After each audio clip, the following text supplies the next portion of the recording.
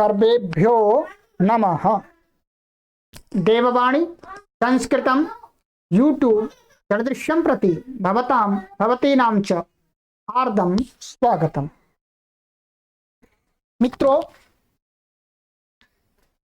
आरंभ से 0 लेवल से संस्कृत सिखाने की ये 5 पुस्तकें, संस्कृत शिक्षा भाग 1, 2, 3, 4, 5, इन पुस्तकों को इस YouTube चैनल देववाणी संस्कृतम पर पढ़ा दिया गया है। सभी पुस्तकों के पढ़ाने की अभ्यास की वीडियो प्लेलिस्ट में आप देखेंगे तो संस्कृत शिक्षा भाग 1, संस्कृत शिक्षा भाग 2, 3, 4, 5 इस प्रकार के कॉलम बना दिए हैं। उन कॉलमों में आप इन पुस्तकों के सभी अभ्यासों को आराम से पढ़ करके समझ सकते हैं। ये मित्रों सीरीज इसकी बनाई जा रही है उत्तर पत्रिका की। इसके अंदर कुछ गृह कार्य दिया जाता है, तो उस गृह कार्य के मिलान कराने के लिए ये सीरीज बनाई जा रही है। प्रथम भाग की सीरीज आपके लिए तैयार कर दी गई है, प्लेलिस्ट में आप देखिएगा, संस्कृत शिक्षा भाग 1 उत्तर पत्रिका। अब हम इस वीडियो में संस्कृत शिक्षा भाग 2 पुस्तक की उत्तर पत्रिका तैयार कर रहे हैं। मित्रों, जो भी पाठक मानवा इन पुस्तक को मंगाना चाहते हैं वो ऑनलाइन घर पर बैठे बैठे इन 5 पुस्तकों को न्यूनतम मूल्य पर मंगा सकते हैं। तो मित्रों, ये संस्कृत भाषा के प्रचार के लिए हम कार्य कर रहे हैं। ये व्हाट्सएप नंबर दिया गया है, यहाँ पट्टी पर भी चल रहा है। और पुस्तक मंगाने के लिए आप इस देववाणी संस्कृतम.com वेबसाइट, ये वेबसाइट है, इस पर आप ऑर्डर करके मंगा सकते हैं। ठीक है, चलिएगा। और आपसे इतना निवेदन करेंगे कि संस्कृत सिखाने के लिए हम निःशुल्क कार्य कर रहे हैं मित्रों। तो 1 करोड़ लोगों को हमें संस्कृत भाषा सिखानी है, उसके हेतु ये कार्य किया जा रहा है।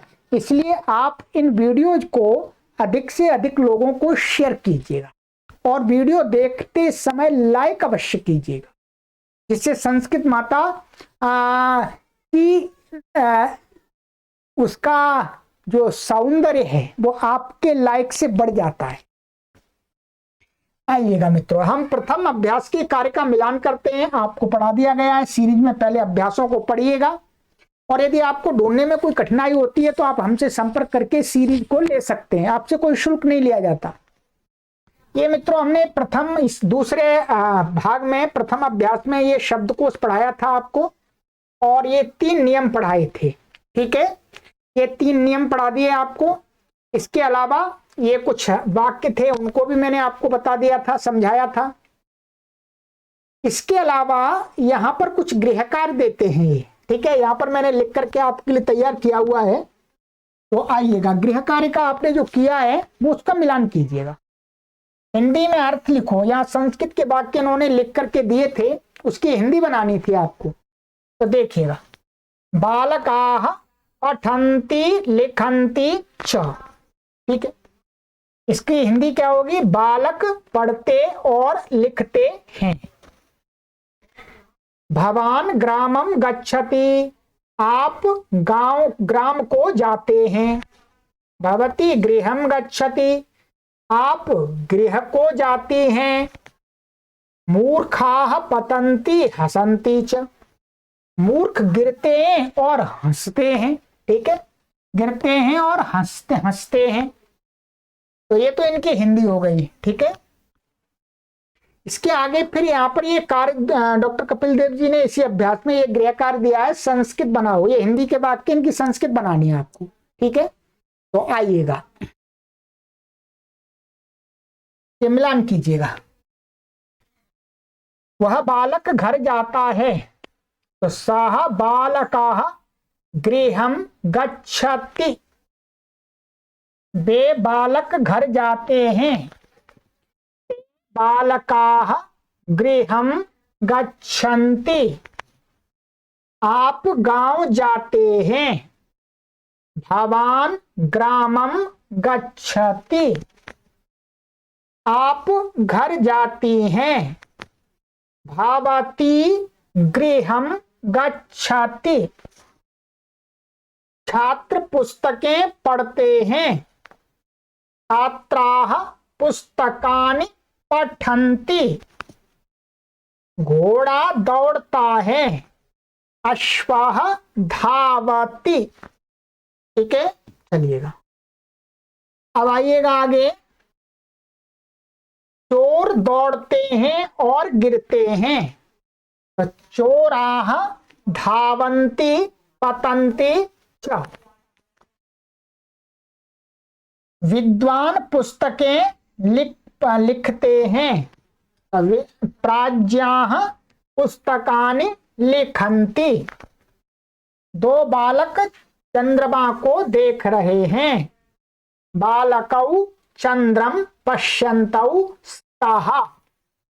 अथवा इसको दो प्रकार से बना सकते हैं। पहले वाला जो भाग था उसमें हमने क्षत्रिय प्रत्यय पढ़ा दिया था। रहा है, रही है में क्षत्रिय प्रत्यय लगता है और सामान्य, तो इसलिए दो प्रकार से मैंने बनाया है। ठीक है, बालकौ चंद्रम पश्यन्तौ स्तः, ये क्या है, क्षत्रिय प्रत्यय का। और अथवा इसके अलावा आप इसके स्थान में ऐसा भी लिख सकते हैं पश्यतः। दोनों का एक ही अर्थ है। बालकौ चंद्रम पश्यतः अथवा बालकौ चंद्रम पश्यन्तौ स्तः, कोई भी आप लिख सकते दोनों प्रकार से। चलिएगा आगे। तुम कहां जा रहे हो?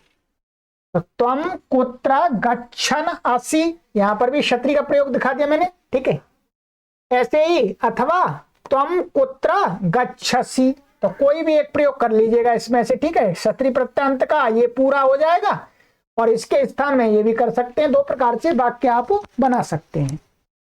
मैं घर जा रहा हूं, तो अहम गृहं गच्छन् अस्मि अथवा अहम गृहं गच्छामि। ठीक है, दोनों प्रकार से बनाइएगा। ये हो गया आपका। आगे आइएगा। आगे है इन वाक्यों को शुद्ध करो। इन वाक्यों को शुद्ध करना है। तो बालकाः गृहं गच्छतः। ठीक है, तो ये गलत है। सही क्या होगा? बालका बहुवचन है, तो बालकाः गृहं गच्छन्ति, ये सही होगा। ठीक है, ऐसे नराः ग्रामं गच्छन्ति, तो यहाँ पर ये एक वचन है तो एक वचन होना चाहिए क्रिया। तो नराः ग्रामं गच्छति। आगे बालकौ चंद्रम पश्यन्ति, तो बालकौ चंद्रम पश्यतः। ठीक है, तो ये द्विवचन है तो यहाँ पर द्विवचन हो जाएगा। ठीक है, वयम अत्र तिष्ठामि, तो गलत है, ये वाला गलत है। क्या होगा? वयम अत्र तिष्ठामः। ठीक है, आगे आइएगा। गम पत धाव धातु के लट मध्यम पुरुष और उत्तम पुरुष के रूप लिखो।